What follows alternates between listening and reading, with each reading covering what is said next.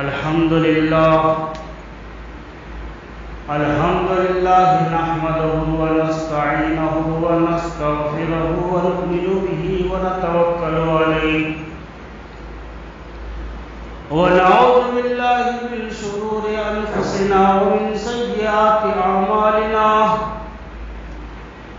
من يهده الله فلا مضل له ومن يضلل فلا هادي له ونشهد أن لا إله إلا الله وحده لا شريك له ونشهد أن سيدنا ونبينا ومولانا محمدا عبده ورسوله وقال الله تعالى في القرآن المجيد والفرقان الحميد أعوذ بالله من الشيطان الرجيم بسم الله الرحمن الرحيم قال ربي سبحان الذي أسرى بعبده ليلا من المسجد الحرام إلى المسجد الأقصى الذي باركنا حوله لنريه من آياتنا إنه هو السميع البصير وقال النبي صلى الله عليه وسلم اللهم اغفر لمن شهد الجمعة وقال اللهم اغفر لمن اغتسل يوم الجمعة صدق الله العظيم ونحن على ذلك لمن الشاهدين والشاكرين والحمد لله رب العالمين. زنجیر بھی ہلتی رہی بستر بھی رہا گرم، جنجیر بھی ہلتی رہی بستر بھی رہا گرم، تا عرش گئے محمد اور چلے آئے. بلندی ان کی اے عارف بتاؤ کہ کہاں تک ہے، بلندی ان کی اے عارف بتاؤ کہ کہاں تک ہے، وہیں تک دیکھ سکتا ہے نظر جس کی جہاں تک ہے. محترم سامعین و معزز حاضرین اور عزیز نوجوان، اللہ تبارک و تعالی کا بہت بڑا فضل کرم انعام ہوا کہ اس نے ہمیں اور آپ کو جمعہ کی نماز کے لیے مسجد میں آنے کا موقع نصیب فرمایا. اللہ تعالیٰ سے دعا ہے کہ اللہ تبارک و تعالی ہم سب کو اسی طرح مل کر جل کر اکٹھا ہو کر جماعت کی شکل میں ہر عبادت کی توفیق نصیب فرمائے. یہ دنیا چل چلاؤ کا ہے، اور جب سے یہ دنیا قائم ہوئی اور حضرت آدم علیہ نبینا علیہ الصلاۃ کی تشریف آوری ہوئی، اور جب تک دنیا قائم رہے گی لوگ آتے رہیں گے، جاتے رہیں گے، پیدا ہوتے رہیں گے، موت ان کو نگلتی رہے گی. کوئی بچنے والا نہیں ہے. کل نفس ذائقۃ الموت، ہر نفس کو موت کا مزہ چکھنا ہے. اس لیے کب کس کے ساتھ کیا معاملہ ہونے والا ہے، کون سا حادثہ پیش آنے والا ہے، یہ کسی کو خبر نہیں ہے. اس لیے ہر ایمان والے کو، ہر مومن کو، ہر کلمہ پڑھنے والوں کو یہ سوچ کر تیاری کرنا ہے کہ کب اللہ کی طرف سے بلاوا آ جائے اور ہمیں یہ بستی چھوڑ کر، گھر چھوڑ کر، جائیداد چھوڑ کر اس دنیا کی طرف رخصت ہو جانا ہے. محترم دوستو، گزشتہ جمعہ میں آپ حضرات کے سامنے معراج کے متعلق بیان کیا تھا اور کچھ اہم نکات میں آپ کو بتانا چاہتا تھا۔ چونکہ جمعہ میں وقت بہت کم ہوتا ہے اور اس میں ہم تفصیلی بیان نہیں کر سکتے، چونکہ آپ حضرات نے دیگر علماء کرام سے معراج کے متعلق مدلل اور محقق تقریریں آپ حضرات سن چکے ہیں۔ اس کو دوبارہ ریپیٹ کرنا اور بار بار اسی کا بولنا مناسب نہیں ہے۔ المختصر انداز پر اور کچھ اہم باتیں میں آپ حضرات کو سنانا چاہتا ہوں۔ محترم دوستو، رسول اکرم تاجدار حرم حضرت محمد رسول اللہ صلی اللہ علیہ وسلم ایک روز اپنی اہلیہ محترمہ حضرت عائشہ صدیقہ رضی اللہ عنہا کے ساتھ بیٹھے ہوئے تھے اور پیارے حبیب حضرت محمد رسول اللہ صلی اللہ علیہ وسلم بڑا خوش تھے اور آپ کا موڈ بہت اچھا تھا۔ آپ صلی اللہ علیہ وسلم اماں عائشہ، آپ کی شریک حیات طیبہ و طاہرہ صدیقہ و حمیرہ کو مخاطب کر کے فرمانے لگے، اے عائشہ، آج میرا دل بہت خوش ہے، آج تو مجھ سے جو مانگنا چاہتی ہو مانگ لے، جو سوال کرنا چاہتی ہو کر لے۔ محترم دوستو، اماں عائشہ صدیقہ رضی اللہ عنہا دیکھتی ہیں کہ رسول اللہ صلی اللہ علیہ وسلم آج بڑے خوش نظر آ رہے ہیں، بڑا موڈ میں نظر آ رہے ہیں۔ آپ رضی اللہ عنہا سوچ میں پڑ گئی کہ مانگوں تو کیا مانگوں، لہذا آپ کے دل کے اندر یہ خیال آیا کہ میں اپنے ابا حضور سے مشورہ کر کے اس کے بعد میں آپ سے سوال کروں گی یا مانگوں گی۔ لہذا اماں عائشہ صدیقہ رضی اللہ عنہا ابا حضور سے اجازت لے کر اپنے ابا حضور کے پاس تشریف لے گئے، اپنے نبی صلی اللہ علیہ وسلم سے اجازت لے کر کے اپنے ابا کے گھر تشریف لے گئی، حاضر خدمت ہوتی ہے اور عرض کرتی ہے، ابا جان، آج رسول اکرم صلی اللہ علیہ وسلم مجھ سے یہ بات کہہ رہے ہیں اور یہ کہہ رہے ہیں کہ اے عائشہ، آج جو کچھ مانگنا ہے مانگ لے، جو سوال کرنا ہے کر لے، آج تیرے سوال کو بھی پورا کیا جائے گا اور آج تیرے مانگ کو بھی پورا کیا جائے گا۔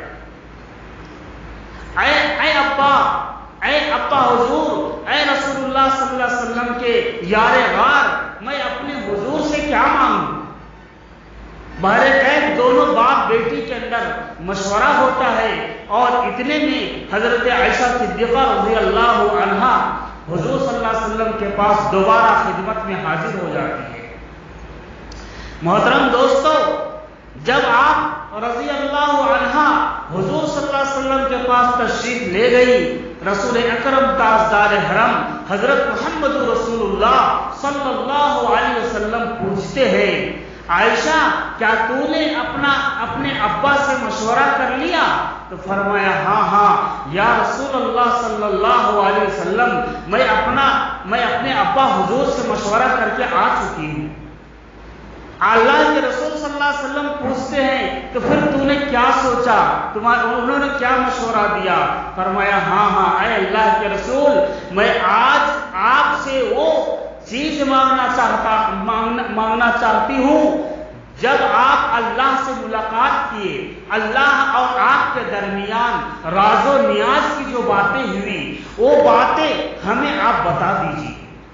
محترم دوستو، راز کی باتیں حضرت عائشہ صدیقہ رضی اللہ عنہا کہتی ہے، اللہ کے حضور، آپ مجھے اللہ کے درمیان، آپ کے درمیان جو راز و نیاز کی باتیں ہوئی ہے وہ باتیں ہمیں بتا دیجیے تاکہ آپ کی امت کے لیے آسانیاں پیدا ہو جائے اور آپ کی امت جنت میں جانے والے بن جائے اور جنت میں جانے کا سبب بن جائے۔ اے اللہ کے رسول، میرا یہ منشا ہے، میرا یہ سوال ہے اور میری یہ مانگ ہے۔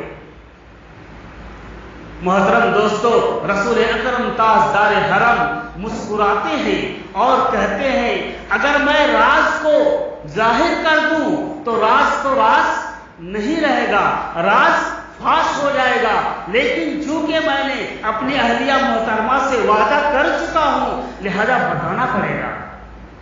محترم دوستو، اللہ کے رسول کملی والے حضرت محمد رسول اللہ صلی اللہ علیہ وسلم فرمانے لگے، کہتے ہیں عائشہ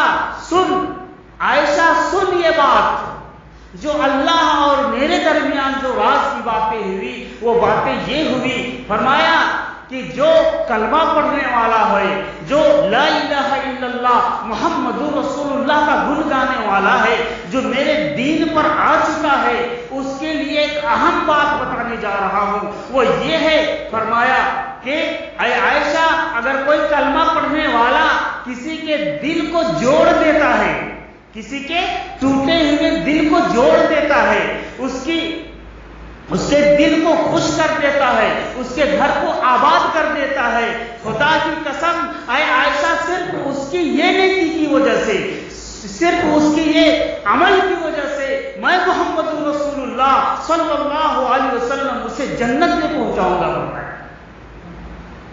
کتنی بڑی بات ہے بھائی! اسی لیے تو اللہ کے رسول صلی اللہ علیہ وسلم کعبے کا طواف کرتے کرتے رک گئے اور فرمایا اے کعبہ، تیرا تقدس مجھے معلوم ہے، تیرا مرتبہ مجھے معلوم ہے اور تیری عزت سارے جہاں کے لوگ کرتے ہیں، مسلمان کرتے ہیں اور دنیا کے گوشہ گوشہ سے، کونا کونا سے تیری دیدار کے لیے، تیری زیارت کے لیے لوگ آتے ہیں۔ اے کعبہ، تیری تقدس اپنی جگہ پر ہے، تیرا مرتبہ اپنی جگہ پر ہے اور تیری اونچائی اور بلندی شان اللہ کی نظر میں بہت ہے، لیکن اے کعبہ تو سن لے اس حقیقت کو بھی کہ تجھ سے کہیں زیادہ، تجھ سے تعمیر کرنے والے بھی فضیلت والے ہیں، آباد کرنے والے بھی فضیلت والے ہیں، لیکن اے کعبہ تو سن لے، اگر کوئی کلمہ پڑھنے والا کسی ٹوٹے ہوئے دل کو آباد کرتا ہے، کسی کے گھر کو آباد کرتا ہے، کسی کی بچی کی شادی کر دیتا ہے، اے کعبہ تیری مرتبہ الگ ہے، لیکن ایک مومن کی دلوں کو توڑنا تجھ سے توڑنے سے زیادہ گناہ ہے، اور ایک مومن کے دل کو آباد کرنا تجھے آباد کرنے سے زیادہ بہتر ہے۔ کون فرما رہے بھائی؟ یہ ہمارے اور آپ کے آقا انعامدار حضرت محمد رسول اللہ صلی اللہ علیہ وسلم فرماتے ہیں۔ تو فرمایا جب یہ باتیں آپ رضی اللہ عنہ اپنے ابا حضور کو بتاتی ہے تو ابا حضور حضرت ابوبکر صدیق رضی اللہ تعالی عنہ زار و قطار رونے لگتے ہیں۔ حضرت عائشہ رضی اللہ عنہ پریشان کہ ابا حضور یہ تو خوشی کا موقع ہے، یہ تو خوشی کا موقع ہے، آپ تو مجھے مبارکباد دینا چاہیے، آپ کو تو خوش ہونا چاہیے تھا اس موقع پر، لیکن آپ رو رہے ہیں کیوں؟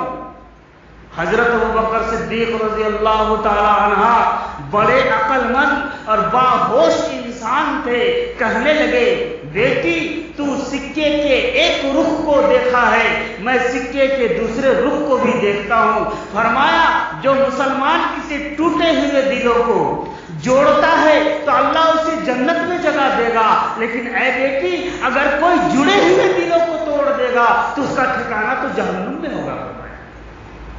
آج محترم دوستو، آج ہمارے اندر منافقت آ گیا ہے، آج ہمارے اندر چغل خوری آ گیا ہے، آج ہم گھروں کو اجاڑنے میں نمبر 1 بن گئے ہیں، ایک دوست کو ایک دوست سے جدا کرنے کے لیے ہم نمبر 1 بن گئے ہیں محترم دوستو، اور آج ہمارے جرم بڑھتے جا رہا ہے اور ہم یہ جرم کرتے جا رہے ہیں اور ہمیں پتہ بھی نہیں چل رہا ہے کہ ہم جہنم کو خرید رہے ہیں۔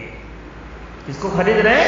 جہنم کو خرید رہے ہیں۔ تو فرمایا کسی ٹوٹے ہوئے دلوں کو آباد کرنے والا جس طرح جنت میں جائے گا، جس طرح ٹوٹے ہوئے دلوں کو جوڑنے والے کو آقا انعامدار مدینے کے تاجدار اسے جنت میں پہنچائیں گے، اگر کوئی جڑے ہوئے دلوں کو توڑ دیتا ہے تو اللہ تبارک و تعالیٰ اسے जहन्नुम में दाखिल फरमाएंगे। आज हम अपनी जुबान से कैसे डंक मारते हैं। बिच्छू मालूम है ना, बिच्छू मालूम नहीं मालूम? बिच्छू किसी को डंक मारा होगा तो उसको मालूम है कि उसकी जलन कैसी होती है।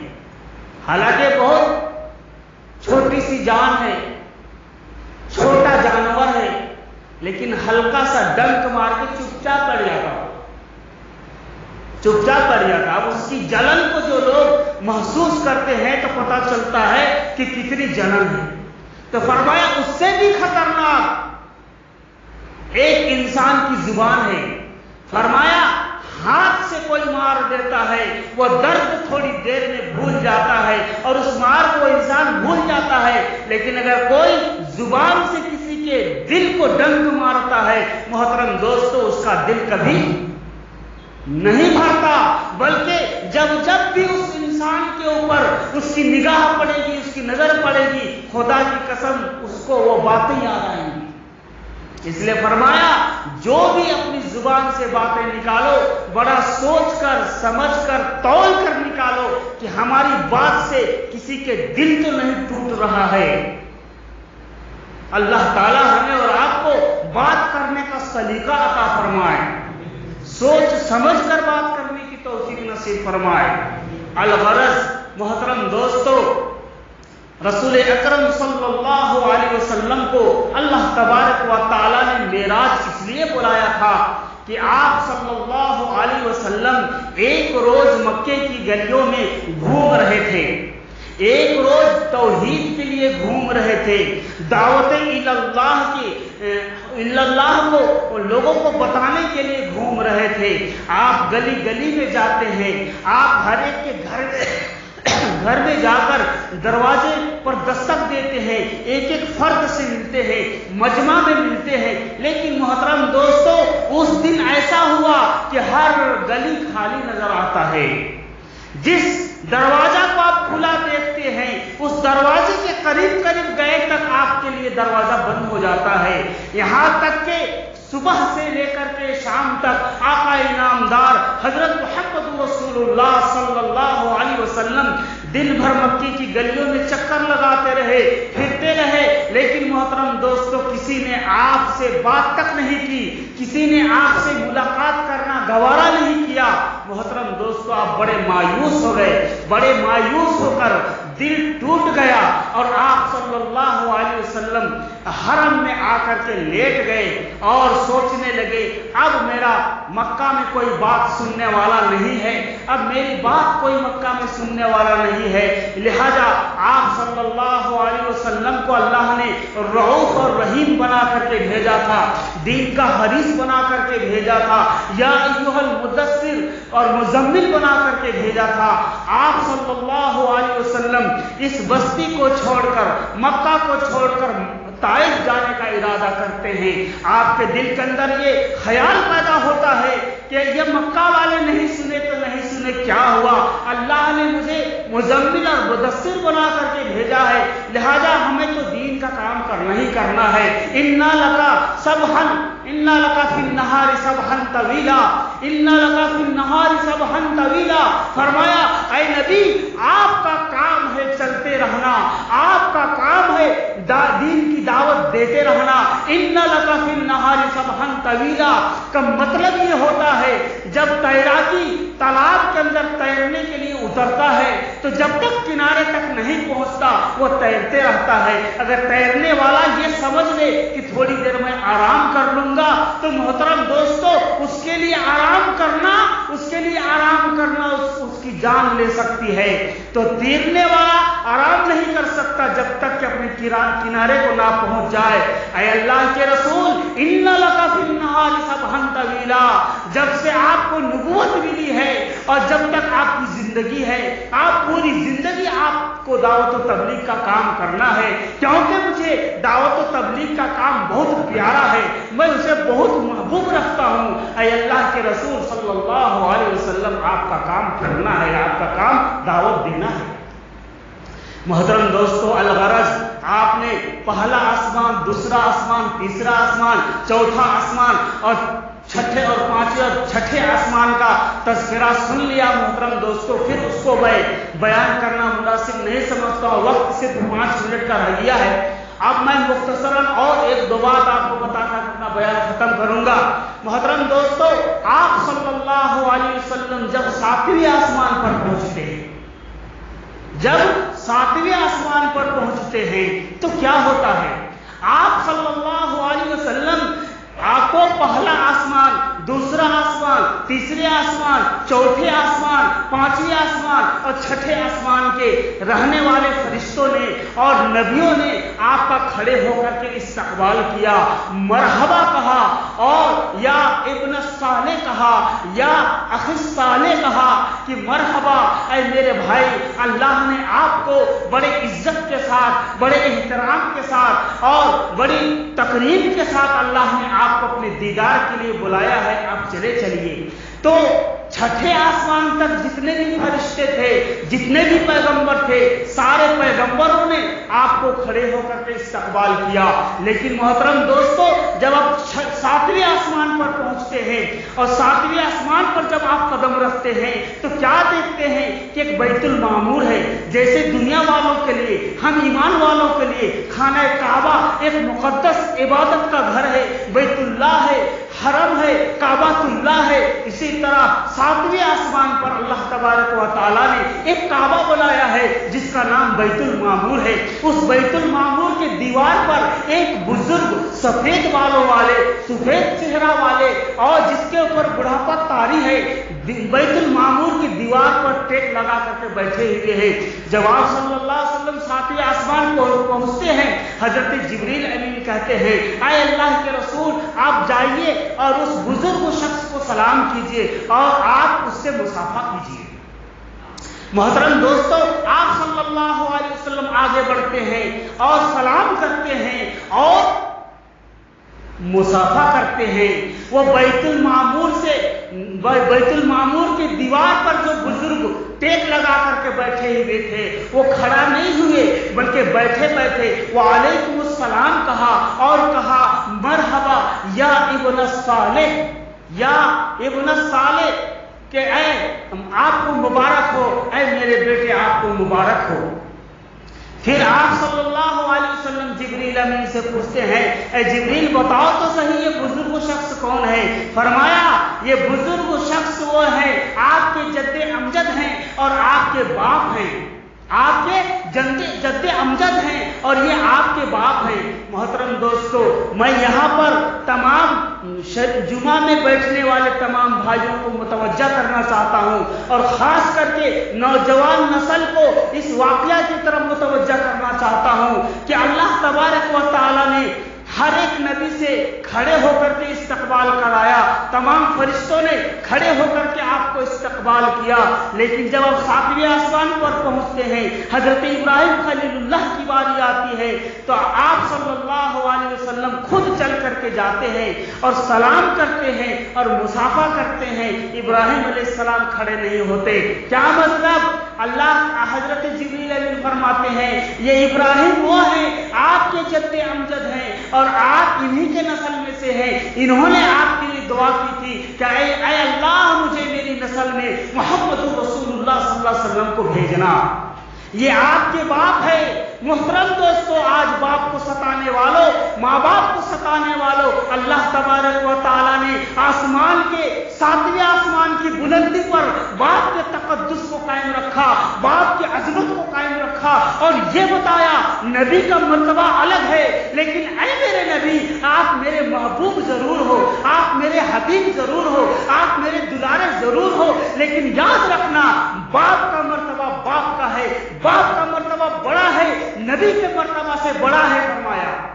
आज माँ बाप को सताने वालों, जरा गौर करना, आप अपनी जुबान से किस तरह से अपने बाप को डंक मारते हो, अपने आमाल से किस तरह से बाप को झिड़कते हो और उनकी नाफरमानी करते हो। अगर आज तूने माँ बाप को सता दिया, उनको रुला दिया, खुदा की कसम, ये तेरी तहज्जुद पढ़ना, ये तेरे उम्रे करना, ये तेरे सदका और खैरात करना, یہ محترم دوستوں کچھ بھی کام آنے والا نہیں ہے، کیونکہ اللہ تعالیٰ فرماتا ہے اگر تیرے ماں باپ ناراض ہے تو تیری تہجد کو میں تیرے منہ پہ ماروں گا، تیری نماز کو تیرے منہ پر ماروں گا، تیرے عمرے کو تیرے منہ پر ماروں گا، تیرے حج کو میں تیرے منہ پر ماروں گا، تیرے صدقہ اور خیرات کو میں تیرے منہ پر ماروں گا فرمایا۔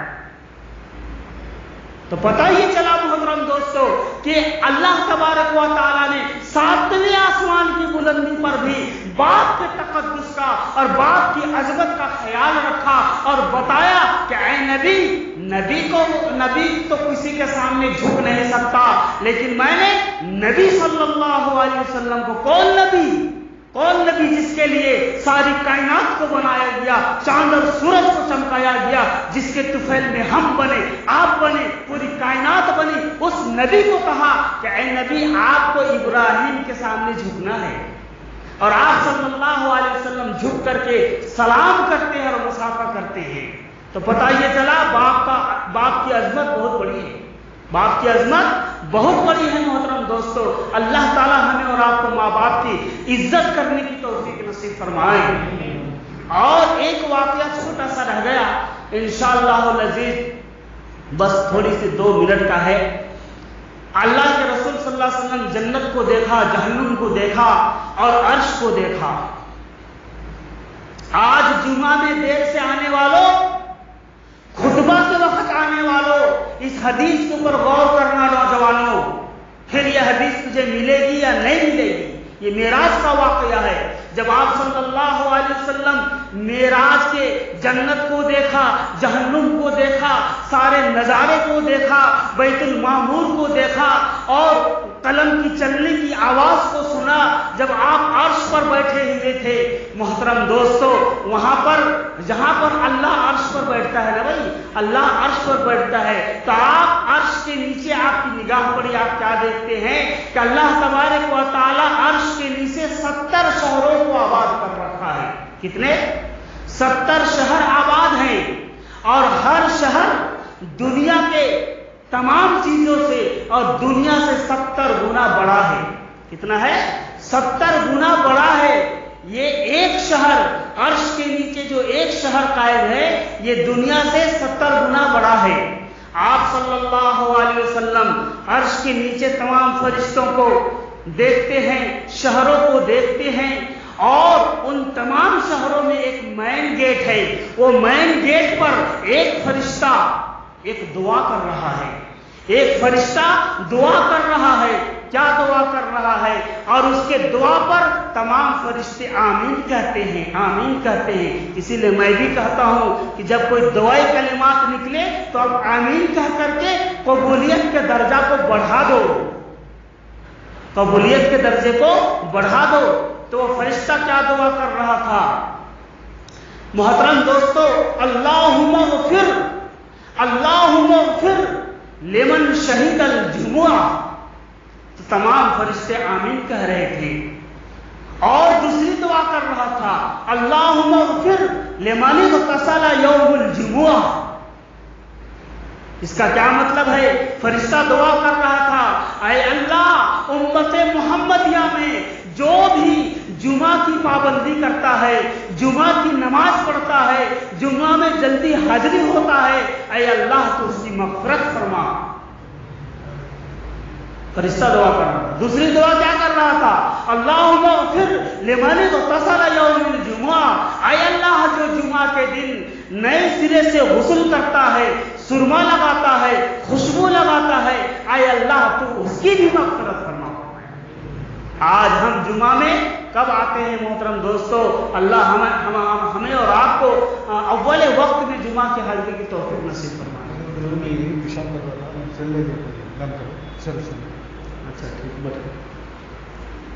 اللہ تعالیٰ ہمیں اور آپ کو کہنے سے زیادہ اور سننے زیادہ عمل کی توفیق نصیب فرمائے۔ بھائی، ایک صاحب کا وضو خانہ میں کوئی سیل فون، پیشاب خانے میں کوئی سیل گم ہو گیا ہے، چھوٹ گیا، اگر کسی کے پاس ملا ہے تو لا کے دے دیجیے گا۔ یہ مسجد ہے، ورنہ ایک سیل کے اوپر ہمارا ایمان چلا جائے گا۔ اگر کسی کو ملا ہے، رکھے ہیں تو لا کے دے دیجیے۔